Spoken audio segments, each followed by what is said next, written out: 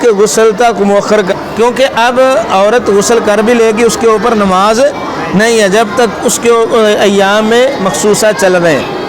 تو اگر وہ کر لیتی ہے ٹھیک ہے، لیکن نہیں کرتی، اس سے مؤخر کر لیتی ہے کہ وہ اکٹھا ہی غسل کر لے، تو وہ بھی اس کے لیے جائز اور درست ہے، کیونکہ ایام میں مخصوصہ کے اندر، ایام میں حیض کے اندر اب نہ وہ نماز پڑھے گی اور نہ ہی وہ روزہ رکھے گی، تو اس لیے اسے مؤخر کیا جا سکتا ہے، کوئی حرج کی بات نہیں ہے۔ اگلا سوال یہ ہے کہ ایک ٹب تھا اور اس ٹب سے عورت نے غسل جنابت کیا، اس میں کچھ پانی بچا ہوا تھا، بعد میں مرد گیا ہے، اس نے بھی غسل کرنا ہے، تو وہ جو آدھا ٹب یا آدھی بالٹی پانی کی بچ گئی تھی، عورت کے بچے ہوئے پانی سے مرد غسل کر سکتا ہے کہ نہیں؟ پانی کے احکام میں پڑھا تھا کہ نہیں؟ عورت مرد کے بچے ہوئے سے اور مرد عورت کے بچے ہوئے پانی سے غسل کر سکتے ہیں، اللہ کے رسول صلی اللہ علیہ وسلم کرتے رہے ہیں۔ اور دوسری بات، کیا مرد اپنی بیوی کے ساتھ مل کے ایک ہی پانی سے ایک ہی برتن سے غسل کر سکتا ہے کہ نہیں؟ نہیں، یہ پہلا اور تھا، یہ اور ہے۔ پہلا ہے کہ عورت پہلے غسل کر چکی ہے، بچے ہوئے پانی سے مرد غسل کر سکتا ہے۔ اب سوال یہ ہے، برتن ایک ہے، ایک ہی وقت میں میاں اور بیوی دونوں اکٹھے ایک ہی وقت میں غسل کر سکتے ہیں کہ نہیں؟ بات نہ کریں لیکن وضو کر سکتے ہیں، نہیں کرنے۔ عائشہ رضی اللہ عنہا فرماتی ہیں، یہ صحیح بخاری اور صحیح مسلم کی روایت ہے، کنت اغتسل انا والنبی صلی اللہ علیہ وسلم من اناء واحد فیبادرنی حتی اقول دعلی دعلی کلانا جنوب۔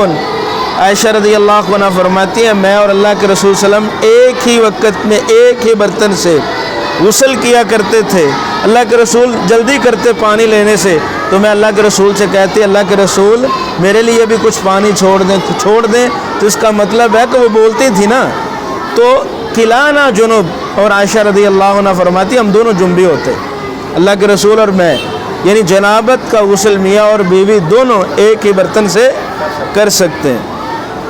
ہاں، آگے اگلا سوال یہ ہے، ایک بندہ غسل کر رہا ہے، یہ کئی ایک مسائل غسل کے متعلق ہے۔ دوران غسل بے وضو ہو جاتا ہے، یعنی اس کی ہوا خارج ہو جاتی ہے، اب وہ کیا کرے؟ اگر غسل کر لیا تو اس کو جی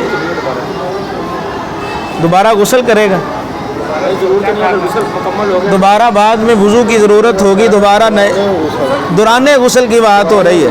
وضو کرے گا، ہاں جی، بعد میں وضو ضروری ہے، دوبارہ سے نئے سرے سے غسل کرنا ضروری، ٹوٹ گیا، ہاں جی ہاں جی، وضو ضروری، ہاں جی وضو ضروری۔ مسائل ہو جاتے ہیں کہ نہیں ایسے؟ ہاں جی۔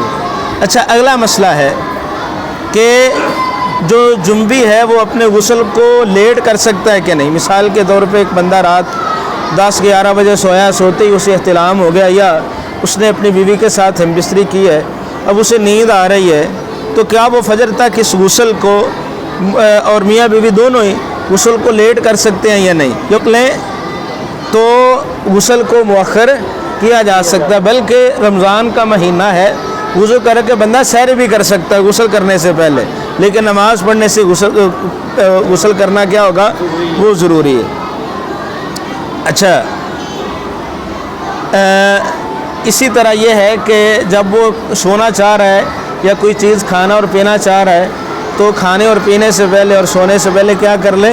وضو کر لے، وضو کر لے۔ یہ مسئلہ شاید ہم پہلے کر چکے ہیں۔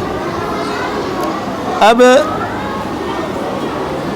اگلا سوال، یہ ایک دو چیزیں مزید رہ گئی ہیں، انشاءاللہ ہم آگے کے جنبی آدمی اور اسی طرح حائضہ عورت وہ ایسی حالت میں قرآن مجید کی تلاوت کر سکتے ہیں یا نہیں؟ اذکار